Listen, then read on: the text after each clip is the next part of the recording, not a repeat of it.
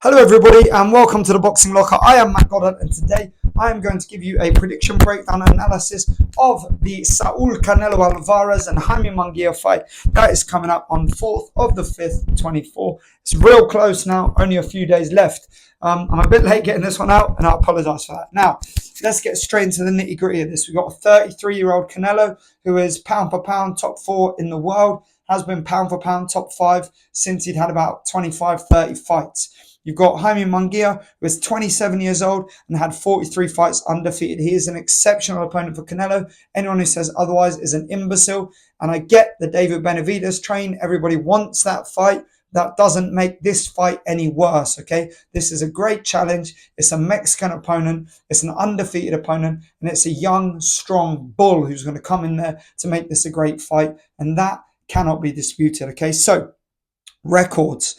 Saul Canelo Alvarez, obviously an exceptional record, 60 wins, 39 knockouts, 2 losses, 2 draws, both losses to pound for pound top 10 fighters, and one of those losses to arguably the greatest pound for pound fighter of the last 20 years.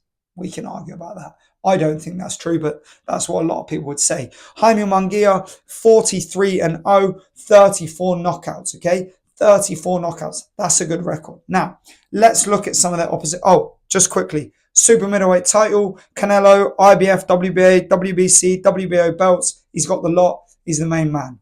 Let's be real. Now, let's look at some of their opponents, okay? I'm going to go through a list here. I've got a list written down here. So I'm going to go through Canelo's record for all of those Canelo haters and Canelo detractors and Canelo the same people that happen at any time when there's a great fighter who have to detract from their achievements, say, oh, they boxed them at the right weight, they've made them make weight, they've done blah, blah, blah. Who cares? They won, right? Let's look at it. Kermit Cintron, I'm going to start with Kermit Cintron, TKO. Shane Mosley, old Shane, but beat him. Unanimous decision. Josecito Lopez by TKO. Austin Trout, very close fight, arguable, but Canelo got the decision. Unanimous.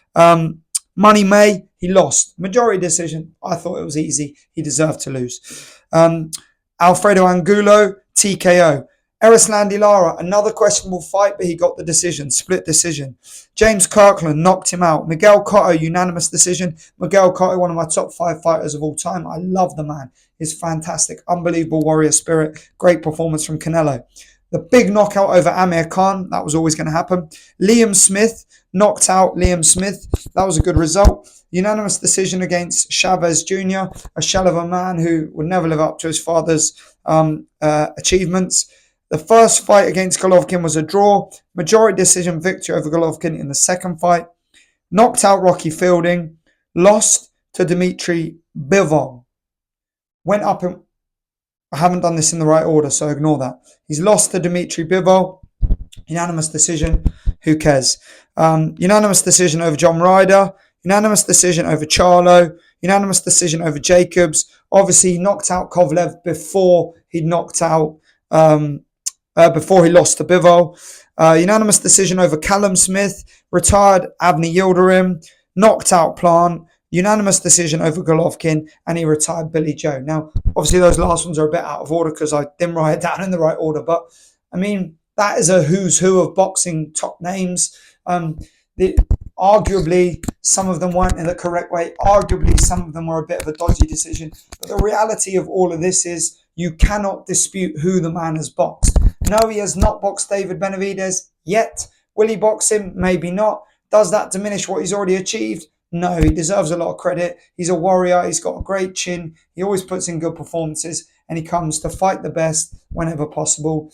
The David Benavidez thing is a weird vibe about that. I don't know what the real situation is going on there, but that doesn't detract from what he's already achieved. Jaime Munguia, his record is not as impressive, okay? Obviously, he's achieved a lot, but he has not got the depth of quality, the depth of names in his resume that Canelo has got. He also obviously hasn't been around as long, so you can't expect him to.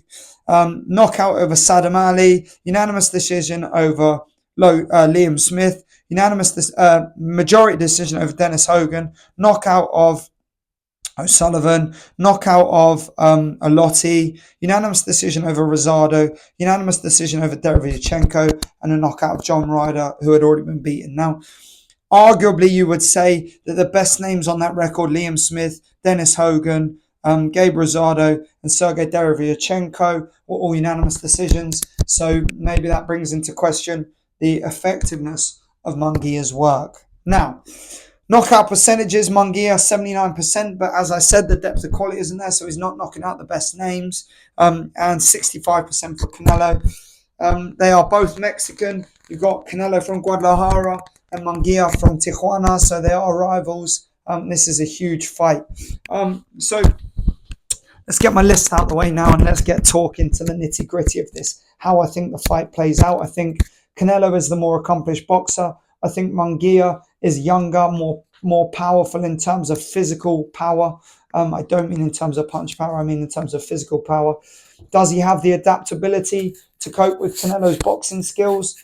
Maybe Canelo of 4 or 5 years ago, Canelo that beat Jacobs, Canelo that was in there with Golovkin. But Canelo has been through the ringer a bit, moving up in weight, I think has slowed him down. I think he tends to give away the first 5 or 6 rounds in fights and rely on getting late stoppages. And I'm not sure that will work in this instance. I think Canelo has to be active. He has to be busy with his jab.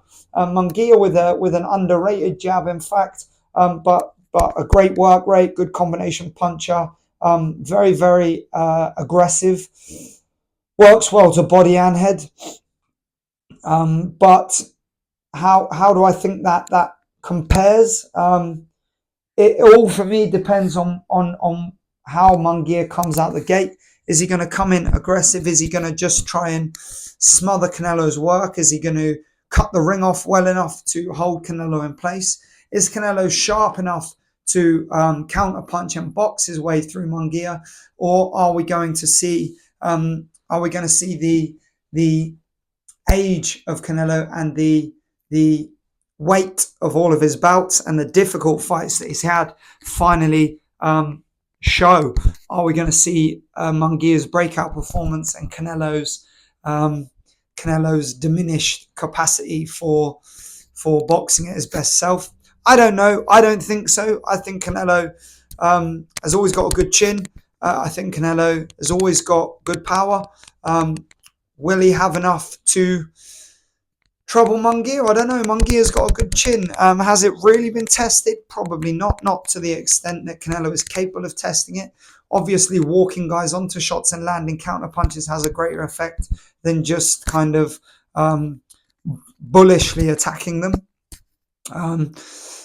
For me, this fight comes down to, is Canelo capable of working at a high enough rate to win the rounds, or is he going to be reliant upon getting a late stoppage? If he's going to be reliant on the stoppage, I do not think that will happen, and I think Munguia may just beat him. If he goes out there and he is more active, throws in higher volume, and moves his feet a little bit more, is a bit more mobile, a bit more agile, then he has every chance of being successful. I think we need to see the Canelo that defeated Danny Jacobs with what I would argue is a career best performance. I think that was an exceptional performance. Or are we going to see the Canelo that plodded through 4 or 5 rounds against Plant, plodded through 4 or 5 rounds against Billy Joe, and then gets the stoppage late? Because I think Canelo, I think Munguia will have too much for him. He'll be heavily up on the cards, and I think he may get a very clear unanimous decision or even a late stoppage. I don't think that will happen because Canelo is ever hurt or knocked out. I think that's going to happen because the cumulative impact of the blows will do damage, cuts, these kind of things. I think there's a risk. And if Munguia is able to get to Canelo's head, that will open up Canelo's body, and perhaps we'll see, as I said, we'll see a version of Canelo that looks like he's finally showing his age and the wear and tear of all the bouts. But that is not my prediction. My prediction is I think Canelo is going to come into this the best we've seen him for maybe 10 fights. I think he's going to be sharp. I think he's going to be light. I think he's going to be fit as a fiddle because he knows he needs to be. I think this is an all-Mexican fight and he is not going to want to lose this one. And I think we are going to see a resounding victory for Canelo, ending in either a late stoppage or a unanimous decision. And I think Munguia will grow from this fight. That's my prediction. That's my breakdown. That's my analysis of both fighters. I hope you enjoyed it. I think it's going to be a great fight and I'm excited to watch it. So let me know your thoughts in the comments below. Don't forget to like, subscribe. Thank you to everybody who has already subscribed to my channel, and we've cleared 5,000. We're doing well, on the way to 10,000. Let's keep it going. Big love to you all, and please do check out the rest of my videos. Have a great day.